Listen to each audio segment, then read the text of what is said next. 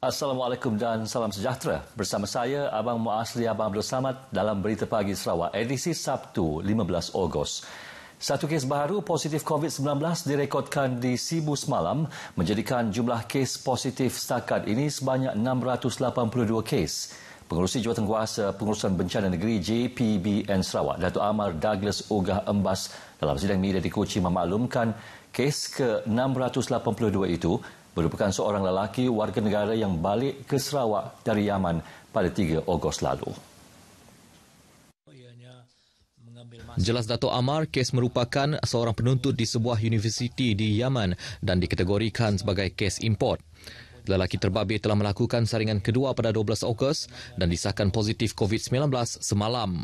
Kes ini merupakan kes import ketiga melibatkan warga negara yang balik ke Sarawak dari Yaman dan pengesanan kontak serta siasatan kini sedang giat dijalankan. Sementara itu, 9 kluster COVID-19 di Sarawak kekal aktif dan tiada kes baru yang pulih dan discharge dilaporkan semalam.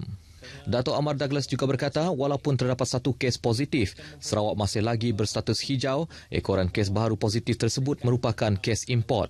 Di samping itu, JPBN juga memutuskan semua rakyat Sarawak yang keluar dari Sarawak ke Semenanjung, Sabah dan Labuan atas urusan rasmi sama ada dengan jabatan kerajaan mahupun swasta dan balik semula ke Sarawak tidak melebihi tempoh 2 hari akan dikecualikan daripada kuarantin.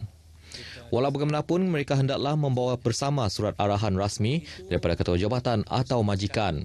Dalam sidang media yang sama juga, beliau merangkap Timbalan Ketua Menteri memberitahu bahawa kerajaan negeri telah menyumbang RM1 juta untuk naik taraf kapasiti saringan di pusat jantung sebagai langkah memastikan negeri ini mampu menampung keperluan sedia ada. Memasyarakatkan Radio Televisyen Malaysia melalui kepelbagaian program di lokasi terus menjadi platform entiti radio kerajaan dan menyampaikan maklumat, agenda dan dasar kerajaan kepada pendengar di bandar maupun di luar bandar. Pengarah penyiaran kawasan Sarawak, Abdul Hadi Muhammad Yusof berkata, kolaborasi antara masyarakat setempat dan RTM sangat diperlukan bagi menjayakan program untuk manfaat semua pihak termasuk masyarakat Timiri. Abdul Hadi Muhammad Yusof yakin dengan komitmen dan kolaborasi antara masyarakat dan RTM, ia dapat mengetengahkan kepelbagaian budaya di negeri ini menerusi penerbitan program. Dan ini adalah satu perkara yang cukup penting pada RTM kerana kita ingin melihat dan komitmen engagement kita dengan masyarakat setempat supaya informasi maklumat yang kita berikan itu memenuhi sasarannya. Beliau berkata demikian selepas mempengerusikan mesyuarat dan menerima kunjungan hormat Persatuan Kayan Sarawak Cawangan Miri dan Persatuan Kayan Sarawak Cawangan Sungai Asap di Auditorium RTM Miri. Sementara itu, pengerusi Persatuan Kayan Sarawak Cawangan Miri, Presiden Ngau Uvang berkata, pihaknya sentiasa menyokong penambahbaikan rancangan di Perkhidmatan Kayan Miri FM. Satu dorongan untuk memperkembangkan rancangan di bawah RTM Kayan ini untuk kebaikan kaum Kayan di kawasan Sarawak. Perkhidmatan Kayan Miri FM beroperasi selama 6 jam bermula 12.30 hari hingga 6 petang. Dalam majlis berasingan, Naib Presiden Persatuan Kebangsaan Kenyah Sarawak, Jalong Wan berharap kerjasama ini memberi manfaat kepada masyarakat terutama di pedalaman Belaga dan Baram. Pengarah begitu memahami tentang apa yang dikenaki oleh kaum Kenyah dan dia nampaknya cuba banyak membawa beberapa perkara lah pergi ke peringkat atasan. Jadi kita sangat berpuas hati lah dan terima kasih kepada RTM mengadakan rancangan seperti ini. Jalong Wan berkata kepada pemberita selepas menghadiri majlis perjumpaan bersama pengarah penyiaran kawasan Sarawak dan ketua masyarakat kaum Kenyah di Auditorium RTM Miri. Selama 439 orang calon di Sarawak telah mendaftar bagi menduduki peperiksaan Sijil Pelajaran Malaysia Ulangan SPMU tahun 2020 yang akan diadakan serentak seluruh negara pada Isnin hingga Rabu depan. Pengarah Pendidikan Sarawak, Abang Mat Ali Abang Masagus, dalam kenyataan medianya berkata, calon-calon berkenaan akan menduduki SPMU di 18 buah pusat peperiksaan di negeri ini. Ia melibatkan 14 buah pusat sekolah menengah kebangsaan, 2 pusat di sekolah kebangsaan dan 1 pusat masing-masing di sekolah swasta dan di sektor pentadsiran dan peperiksaan pejabat pendidikan daerah di seluruh negeri. Seramai 36 penyelia kawasan dan 61 orang pengawas di negeri ini telah dilantik untuk mengendalikan peperiksaan berkenaan.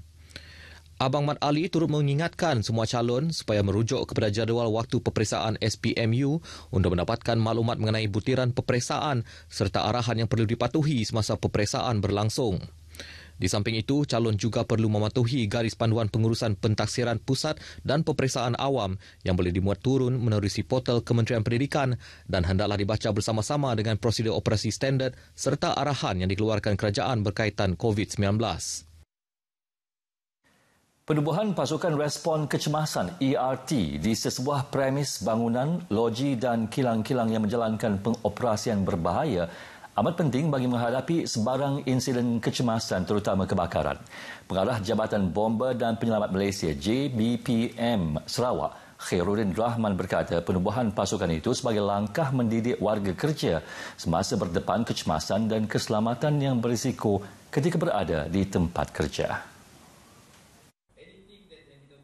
Ujar Khairuddin, pekerja atau kaki tangan yang merupakan pasukan bertindak pertama sekurang-kurangnya boleh melakukan tindakan awal sekiranya berlaku kebakaran sebelum anggota bomba tiba bagi mengelak sebarang kemalangan yang melibatkan nyawa pekerja serta kerugian harta benda. Beliau berkata demikian pada majlis ringkas penyerahan sijil penghargaan ERT sejingkat Power Corporation di Ibu Pejabat JPPM Tabuan Jaya.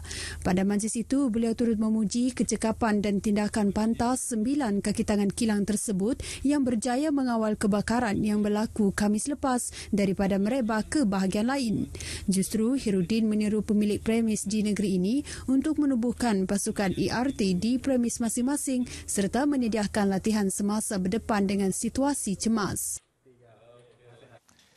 Tindakan cuba memberi suapan agar tidak dikenakan tindakan undang-undang kerana membawa masuk pendatang asing tanpa izin parti ke negara ini membawa padah kepada salah seorang ejen sindiket membawa masuk parti kerana turut disiasat di bawah Akta SPRM 2009. Nasib malam itu menimpa seorang ejen warga negara tempatan yang bertindak cuba memberi wang suapan RM2,000 kepada Ketua Pasukan Pelatun 5 Kompani B Batalion 11 Pasukan Gerakan AM semasa pasukan tersebut menahan 20 parti warga negara Indonesia dalam op benteng COVID di Serian. Komander Brigade Pasukan Gerakan AM Sarawak SAC Manca Atta menerusi kenyataan mendedahkan tindakan memberi rasuah dibuat kepada Inspektor Muhammad Taufik Ahmad Azuddin agar tidak dikenakan tindakan undang-undang. Lelaki tersebut akan disiasat di bawah Seksyen 17(B) Akta SPRM 2009. Sabit kesalahan boleh dikenakan denda tidak kurang 10 kali ganda nilai suapan atau RM10,000 atau penjara maksimum 20 tahun. Benteng COVID tersebut di laluan tikus ladang sawit berdekatan Sekolah St. Raymond Jalan Mongkos Serian Khamis lepas berjaya menahan 15 lelaki dan 5 perempuan warga negara Indonesia. Serbuan pada pukul 10.45 malam itu dibuat atas maklumat risikan benteng COVID dan pemeriksaan ke atas warga negara Indonesia berkenaan mendapati mereka tidak mempunyai sebarang dokumen perjalanan yang sah. Tangkapan dibuat di bawah Seksyen 6(1)(C) Akta Immigration 1959 Palang 63 kerana gagal mengemukakan sebarang perjalanan yang sah. Turut ditahan dalam operasi tersebut ialah 4 lelaki warga negara tempatan yang disyaki menjadi ejen kepada sindiket membawa masuk warga negara Indonesia tersebut secara tidak sah untuk bekerja di negara ini.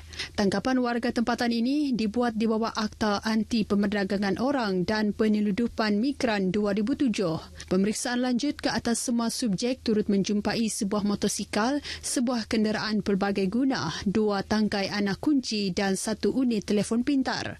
Kesemua tangkapan telah diserahkan kepada Ibu Pejabat Polis Daerah Serian untuk tindakan lanjut.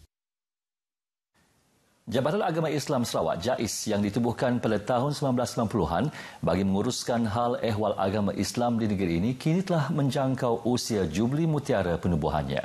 Dalam usia mencecah 30 tahun, pelbagai peranan dan tanggungjawab telah dimainkan JAIS termasuk di peringkat bahagian dan daerah yang bukan sahaja menguruskan hal berkaitan ibadah umat Islam, malah melakukan tanggungjawab sosial korporat bersama pelbagai agensi. Pegawai Agama Islam JAIS Bintulu, Ustaz Azhar Hibni menjelaskan JAIS komited melaksanakan tanggungjawab selaras dengan keperluan semasa. Benar, kita telah banyak menghulurkan sumbangan-sumbangan kepada golongan-golongan yang terkesan daripada COVID-19 ini. Dan di antaranya ialah agihan kepada masyarakat saudara kita di sekitar Bintulu, termasuk Sungai Asap. Beliau berkata demikian selepas majlis kesyukuran bersempena sambutan Jubli Mutiara JAIS ke-30 tahun di Masjid Asyakirin Bintulu. Kaki tangan Universiti Malaysia Sarawak UNIMAS, Wan Jamaluddin Wan Said muncul Johan Qari bagi pertandingan tilawah Al-Quran peringkat bahagian serian yang diadakan semalam. Ia sekaligus mempertahankan kejuaraan untuk kali keempat bagi bahagian serian. Johan bagi Qariah pula disandang oleh Nur Syakirin Ramzi. Kedua-dua pemenang membawa pulang hadiah wang tunai RM1,000 beserta piala. Hadiah disampaikan oleh Pengarah Agama Jabatan Agama Islam bahagian serian Morsidi Julai. Kedua-dua Qari dan Qariah akan mewakili bahagian serian dalam pertandingan peringkat negeri.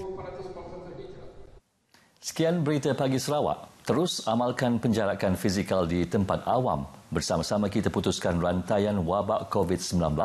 Saya Abang Muasli Abang Abdul Samad. Selamat berhujung minggu. Assalamualaikum.